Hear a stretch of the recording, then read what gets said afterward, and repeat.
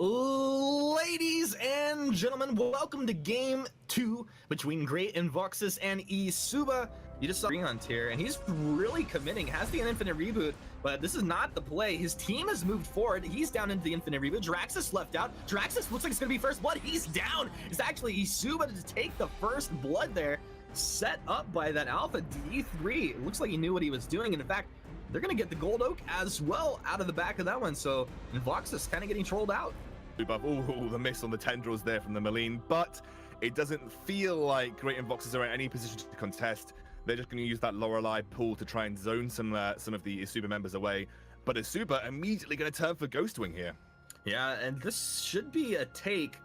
It's interesting. I don't know if you notice it. Refuse to Lose has refused to leave his.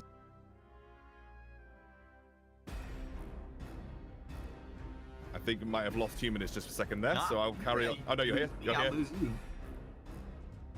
You hear me, bud?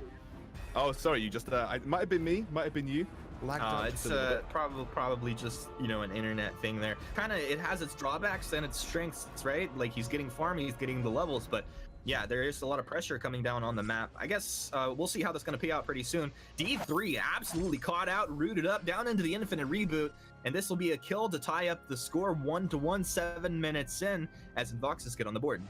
The Sploo buff just spawning now, that CP buff just coming on to the fold. They might take that too. Well, they're there, and was that a snipe out? Yeah, that's gonna be the Malign taking that. Gauntlet comes down, but it wasn't the one he was looking for. Self Vanguard. Marnie really locked onto Sweet Honor. That's gonna be the boots back as he repositions, gets himself out of there. And with the Jawbreaker, he actually brings the Trash Talk, which is gonna set up the death from him up perfectly. Suri over the top, and Buka's there to clean that one up. But the collapse from eSu from mid up towards top means that they will get the return kill. We find ourselves tied up 2-2. How would you kind of correct course if you were in charge of the team right now? Well, I would definitely want to apply pressure bot, which they have done. They've got that bot lane tier 1. I would be wanting to search for fights, keep going for those global objectives like Ghostwing. This is a really good opportunity. Even though it's 5 versus 4, you probably have the ability to burst someone out if you get the opportunity with the Malign like this. Oh yeah, Malign on the back, getting some nice damage down. I think one of the problems though is they didn't have that Gauntlet. Still 20 more seconds. It was 30-second cooldown as they walked into that potential engage there.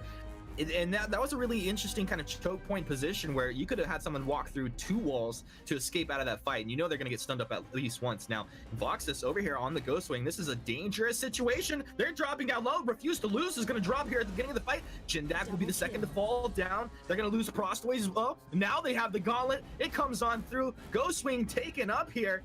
This is actually taken by eSu. There was a nice take from them, but they're completely cleaned up. Alpha looking for something in the jungle. There's nothing there.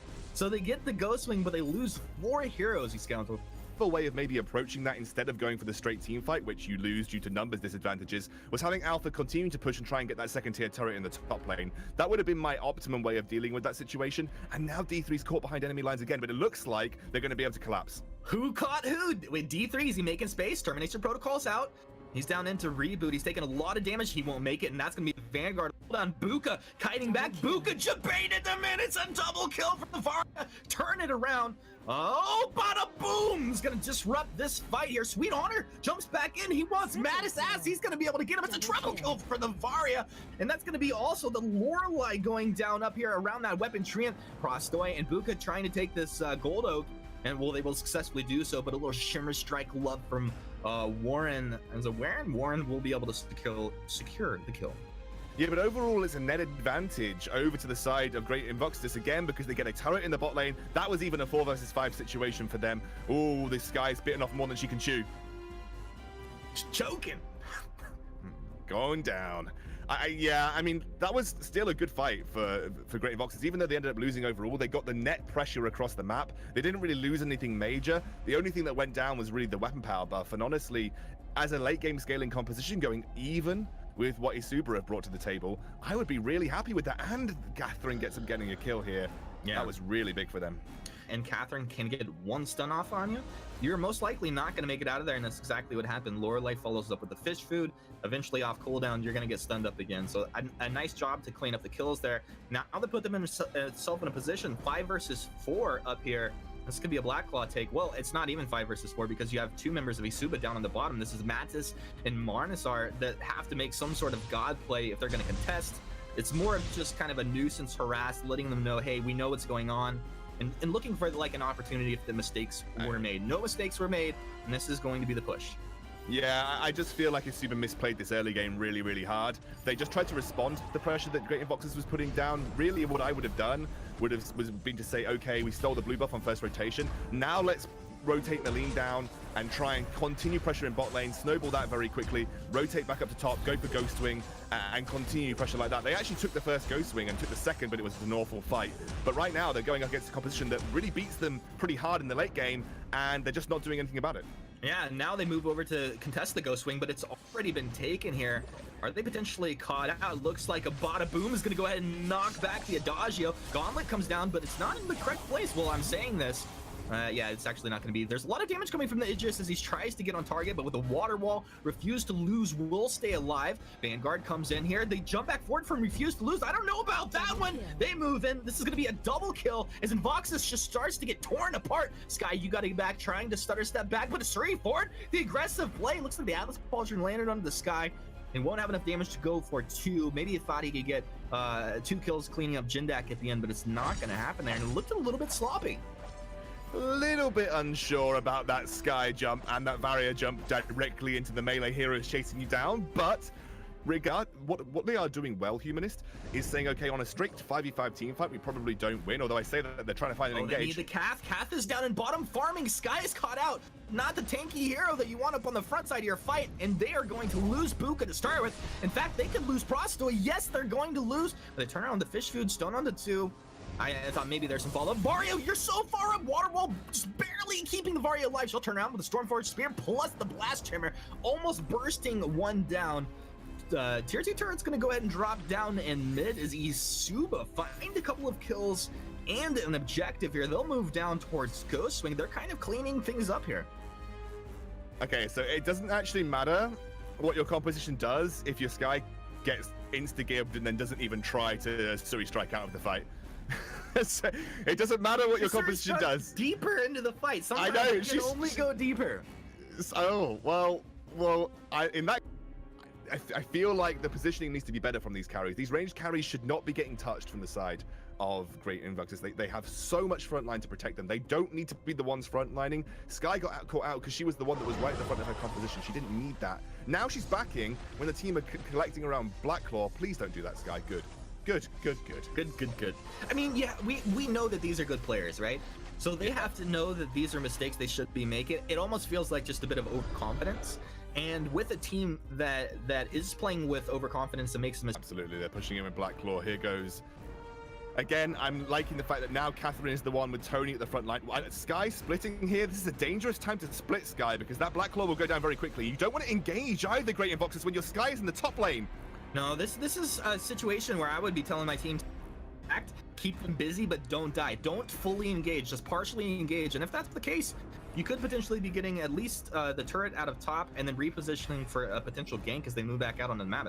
How was aggressive was that the War Transit? No, that was 2 pairs of boots, 3 pairs of boots popped as they look to chase 4 pairs of boots because Alpha actually Crucible out pretty quickly. I do want to see Catherine pick up a Crucible. I think it's absolutely necessary when your Sky doesn't have one. They're engaging and Varia's not even with them. Why make this move?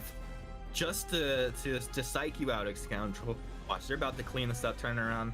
Man, that slow out of Lorelei is just so good in those choke points. Honestly, if there's follow-up there, that would have been devastating for eSuba.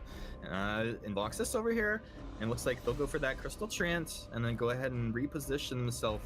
Split push with this composition from Great Invoxes, whereas eSuba they can actually split push with the Alpha and with the Idris. We got to fight though. Lorelei debating on the front side of this fight. Tony trying to stay up front to control this fight, but D3 is deep, trying to get onto the squishy targets. They turn around, they're dropping D3 low, but this isn't Alpha. This is exactly what he would do. Alpha into the backside. Lorelei's forced back. They've lost Prostoy. Now, they look for the Varia, but Varia able to get over the wall. Chase down. Warren's able to get the kill. It's a double kill for him. Now in Voxes, you got to get everybody back. They are so incredibly low. You could potentially dive in, but splash down plus the fish food. And Emmeline's not going to connect there on the fadeaway. And eSuba very aggressively jump in. A great fight, and they take 2. Yeah, absolutely. But you have a Tornado Trigger Sky and a Varia who didn't basic attack. I mean, I think I could count the amount of times Varia basic attacked in that fight on one hand. It was just not a lot, Humanist. Well, if she didn't attack, you can't even count it on one hand. No, well, that's what I mean. It was about 4 basic attacks across the entire thing. That's what I mean as well. Warren in onto Draxus. Draxus immediately forced. I mean, this Draxus is just not feeling tame. And interestingly enough, has been up towards the front side of the. I see it on the Tony, don't see it on the Lorelei. Would have preferred Rook's Decree, like I said. Also a Fountain. I know Fountain's sometimes called overrated in this current meta, but you need it right now. You're losing these fights. You can't. Your carries aren't kiting properly.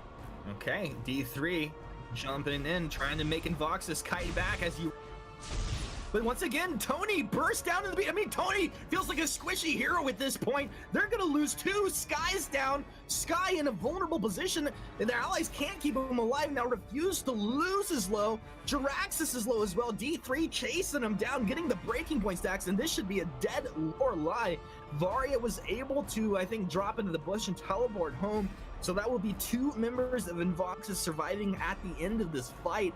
And suddenly we see quite a large net worth advantage building up over here for eSu and a Black Claw take. I got to give credit to eSu because they are playing these fights so nicely. They are jumping in. This hybrid build from the Idris means that they have a double range threat coming out as well. I wouldn't recommend hybrid Idris build because it's really hard to make work and really hard to get online. But in this particular engage, Warren is doing such a good job of just being a consistent threat with it. I mean, look at this. Time and time again, it's just going to take down Sweet Honor.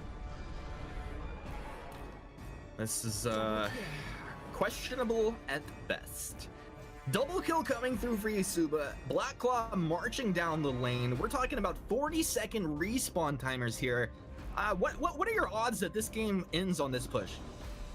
I think it's pretty likely at this point. You've got a super. You've actually given some late game over with this hybrid Idris build over to eSu. You've got a really tanky alpha. Maline's hit a pretty solid item spikes for her. I mean, she hasn't gone Aftershock, but she has gone for Strix burst damage. This is probably game over.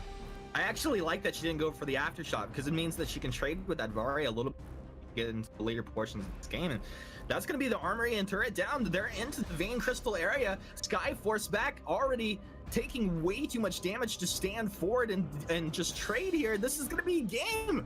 eSu coming through, cleaning things up here, taking a very clean victory at the end portion of this game.